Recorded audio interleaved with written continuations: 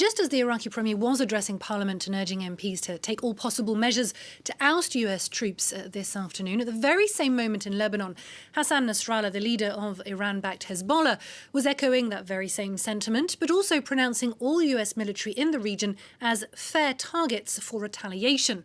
For more on that, we can cross now to our correspondent in Beirut, Molana-Allen. Hello, thank you for being with us. Tell us more first about Nasrallah's speech. Yeah, so he started, of course, by lauding Qassem Soleimani and the other major person who was killed in that attack on Friday, who is Abu Mahdi al-Mohandes, who was the head of those Iraqi militias. They were both killed in Baghdad, and he started by lauding them both as martyrs. He said that Qassem Soleimani had always wanted to die a martyr. He had told this to him himself, describing their close relationship, and said for him this was wonderful. He had achieved the ultimate in his fight against America and his fight for the region. So he began like that. He said that many had responded to this attack by saying that what they must immediately do in response, Iran and its allies, must be to kill somebody on the level of Soleimani in the American government. But he said there is no one like Soleimani. There was nobody as important, nobody as influential as him in the American government. He simply was one of a kind. So lots of paying him tribute there for all that he thinks that he has done for the region. And then he went on to say that what he thought America was trying to do here was firstly to win votes, because he said that Trump's policy, foreign policy in the Middle East has been such a disaster over the last few years that this was a last-ditch, weak attempt, this assassination, to try and garner some votes for the next US election. And he said Trump is too afraid of war directly with Iran, so instead he tried to take out the top military leader. He said that America hopes this will make all of Iran's infrastructure, these proxy militias across the Middle East, crumble, but instead what will happen is the resistance axis will fight back harder. What he means by that is this grouping of countries that has militias funded by Iran in it, all of whom Soleimani helped with, trained, and that's Iraq, Syria, Lebanon, and also Yemen and Gaza as well, and Afghanistan, spreading all the way across. So he said they must all rise up and fight back against them. He then carried on to say that the only way to deal with this is to expel all US troops from the region. Of course, this happened just as Iraqi MPs voted to do just that.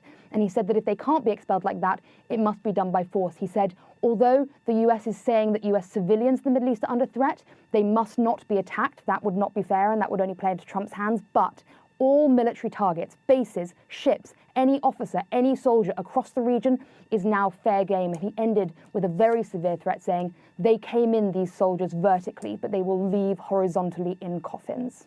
Now, as you mentioned, Nasrallah had high praise regarding Soleimani. Why is he so important from Hezbollah's perspective?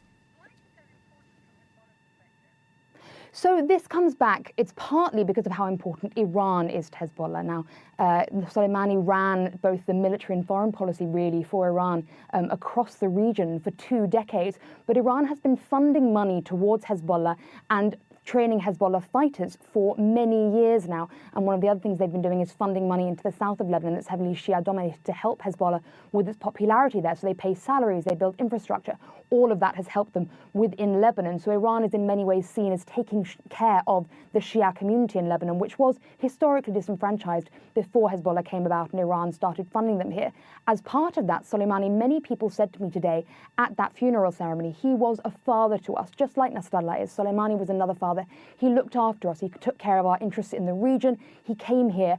He was, of course, he was a great hero from the Iran-Iraq war and is seen as a military hero. And so his training was of great value to Hezbollah fighters here, to troops. And one of their main things, of course, that Hezbollah stand for is the resistance against Israel. And one of the things that Soleimani is most remembered for is the fact that in 2006, when Israel invaded Lebanon and began a bombing campaign, Soleimani came here himself and he led the Hezbollah fighters' resistance, as they call it, back against that Israeli invasion. So he's really remembered as caring deeply about the Lebanese Shia. That's how all of those people today felt. And I saw tears and great emotion from them as they said how furious and hurt they were at the loss of him and at the fact that America had carried out this action. Molana-Allen reporting there from Beirut. Thank you very much for that.